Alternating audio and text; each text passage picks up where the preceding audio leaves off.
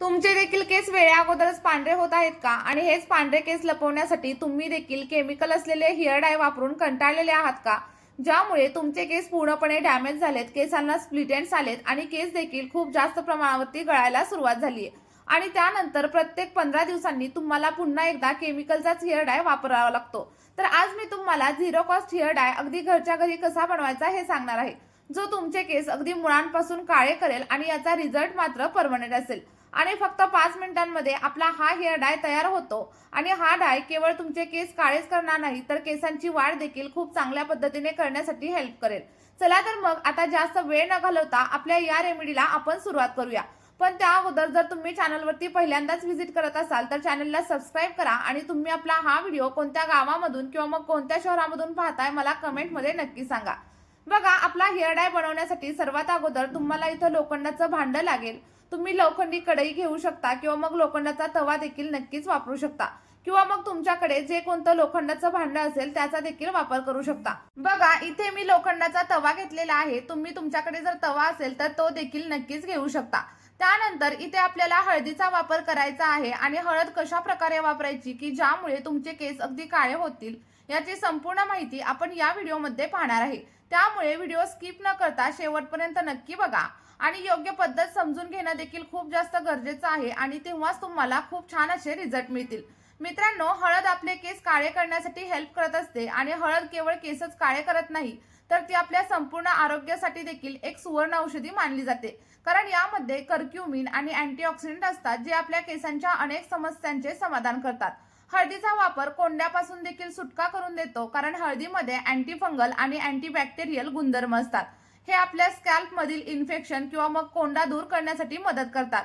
सोबतच आपलं केस गळणं देखील कमी करते आणि आपल्या स्कॅल्प मध्ये जर सूज वगैरे आलेली असेल, इन्फ्लमेशन असेल तर ते सगळं काही कमी होतं आणि आपल्या केसांच्या मुळांना अगदी बळकटी मिळते आणि यामुळे आपले केस तुटणे, केस गळणे देखील कमी होतं. हळद आपल्या स्कॅल्प मधील ब्लड सर्क्युलेशन सुधारते ज्यामुळे केसांची मुळं अगदी घट्ट होतात आणि केसांना आवश्यक ते पोषण मिळतं आणि यामुळे आपले केस देखील अगदी वेगाने वाढण्यासाठी सुरुवात होते. जर तुमच्या स्कॅल्प मधील जास्त प्रमाणात तेल असेल, घाण असेल तर ते सगळं काही काढून टाकण्यासाठी हळद इथे आपल्याला हेल्प करत असते. बघा, इथे मी साधारणतः 1.5 ते 2 चमचे एवढी हळद घेतलेली आहे आणि ही हळद आपल्याला व्यवस्थित अशी भाजून घ्यायची आहे. डायरेक्ट हळदीचा वापर आपल्या केसांवरती अजिबात करायचा नाहीये तर ती थोडा वेळ आपल्याला गॅसवरती व्यवस्थित अशी भाजून घ्यायची आणि त्यानंतरच आपल्या डायमध्ये वापरायची आहे. कारण नॅचरली केस काळे करण्यासाठी भाजलेल्या हळदीचाच वापर केला जातो आणि हळद आपण काळे बिया म्हणजेच कलौंजी मध्ये मिक्स करून देखील हेअर डाय बनवू शकतो आणि तो केसांवरती अप्लाय करू शकतो. तुम्ही आपला हा घरगुती हेअर डाय 2 पद्धतीने वापरू शकता. दोन्ही पद्धती मी तुम्हाला व्हिडिओमध्ये सांगणार आहे, त्यामुळे व्हिडिओ शेवटपर्यंत नक्की पहा. पहिली पद्धत म्हणजे हळद तुम्हाला अगदी मंद आचेवरती व्यवस्थित अशी भाजून घ्यायची आहे. लक्षात ठेवा, हाय फ्लेमवरती हळद अजिबात भाजू नका, नाहीतर याच्यामधील जी काही पोषक तत्व असतील ती सगळी काही निघून जातील. आणि तुम्हाला मी ज्याप्रमाणे दाखवते सेम त्याचप्रमाणे सगळी काही हळद अगदी रोस्ट करून घ्यायची आहे आणि हळदीमधील जे काही गुणधर्म असतात यामुळे तुमच्या केसांमधील कोंडा आणि सोबतच इचिंग देखील कमी होण्यासाठी हेल्प होणार आहे.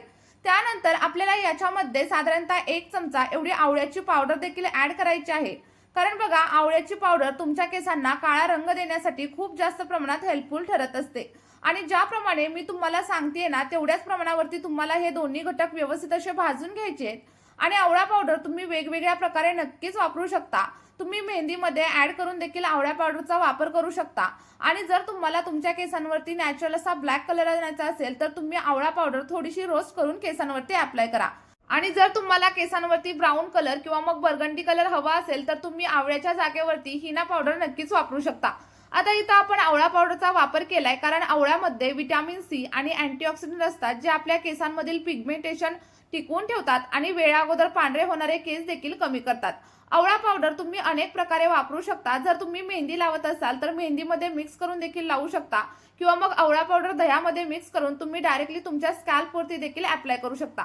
यामुळे तुमच्या केसांना डार्क असा कलर येण्यासाठी हेल्प होते. बघा, आता व्यवस्थित असं भाजून झाल्याच्या नंतर आपल्याला सगळी काही पावडर एका सेपरेट बाउलमध्ये काढून घ्यायची आहे आणि सेम याच प्रकारे तुम्हाला देखील काढून घ्यायची किंवा मग जर तुम्ही लोखंडाच्या तव्यामध्येच किंवा मग लोखंडाच्या भांड्यामध्ये हा पॅक बनवणार असाल तर तुम्ही तसं देखील नक्कीच करू शकता.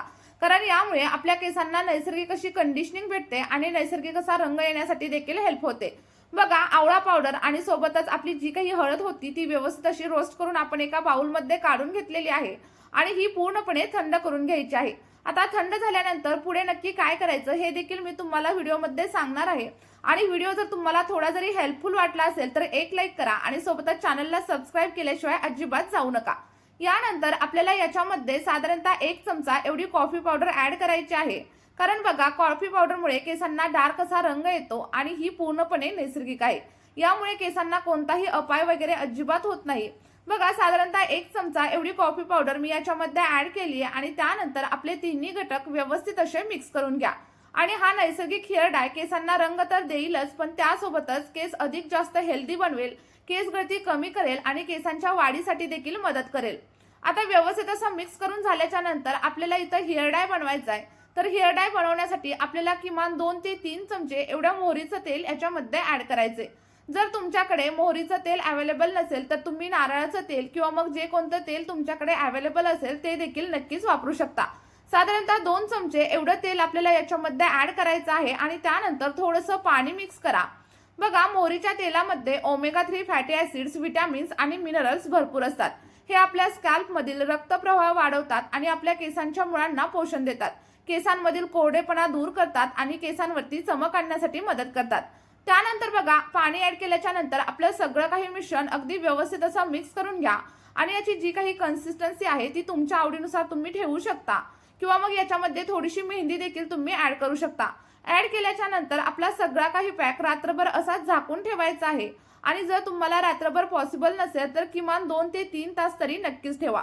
आणि जर तुम्ही हा डाय लोखंडाच्या भांड्यामध्ये जर ठेवला ना तर आणखी छान असे रिझल्ट तुम्हाला मिळायला इथं हेल्प होणार आहे।